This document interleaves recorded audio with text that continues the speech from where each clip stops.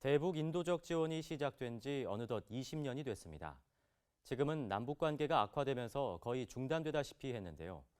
대북 민간 지원 단체들이 대북 지원 20년 백서를 발간하면서 지난 20년 동안의 성과를 돌아보고 인도적 지원이 나아갈 방향을 모색하는 자리를 마련했습니다. 유영혁 기자입니다. 북한은 90년대 중반 고난의 행군이라 불리던 시기에 큰 수해 피해까지 입으면서 국제사회에 인도적 지원을 요청했습니다. 이때 시작된 대북 인도적 지원이 20년 됐습니다. 58개 대북 인도적 지원 단체들로 구성된 대북협력 민간단체협의회는 대북 지원 20년 백서를 발간하면서 그동안의 대북 지원 사업을 돌아봤습니다. 초반에 긴급 구호 형태로 시작된 대북 지원은 점차 농장과 병원 등을 세워 북한 주민들이 자립할 수 있도록 돕는 개발협력 사업으로 전환돼 북한 주민들의 삶을 개선시켰습니다.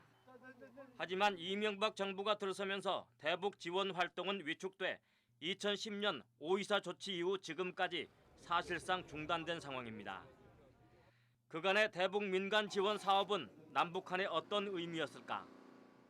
북한대학원 대학교 이우영 교수는 대북 지원을 분단 이후 정부가 아닌 민간이 중심이 된 첫 남북한 접촉이자 실질적인 통일 활동이었다고 평가했습니다.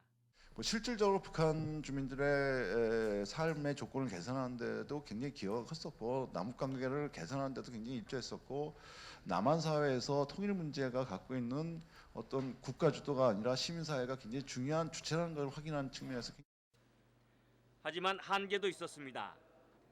남북 관계에 영향을 받다 보니 장기적이고 체계적인 사업 진행이 어려웠다는 점과 퍼주기 논란에서 볼 수 있듯이 대북 지원에 대한 사회적 합의가 부족했다는 점입니다. 또 북한의 비협조적 태도도 한계라는 지적입니다. 남북 간의 평화에 기여한 대북 민간 지원 사업, 앞으로 어떤 방향으로 나아가야 할까? 포럼에서는 국민들의 공감대 형성의 중요성이 강조됐습니다. 또 일관성 있는 대북 지원의 보장을 위한 관련 법률 제정과 민과 관의 협력 시스템 복원의 필요성도 제기됐습니다. 이런 것들이 지속 가능할 수 있도록 법제화되어져야겠습니다. 그 노력이 국회에서 있어야 하고 당국 간에 있어야 된다라고 생각을 합니다. 점점 뒤틀려가는 남북 관계. 대북 인도적 지원 단체들은 동포회를 바탕으로 한 민간의 노력이 평화적 남북 관계를 만드는 데 역할을 할 수 있을 것으로 기대하고 있습니다. CBS 뉴스 유영혁입니다.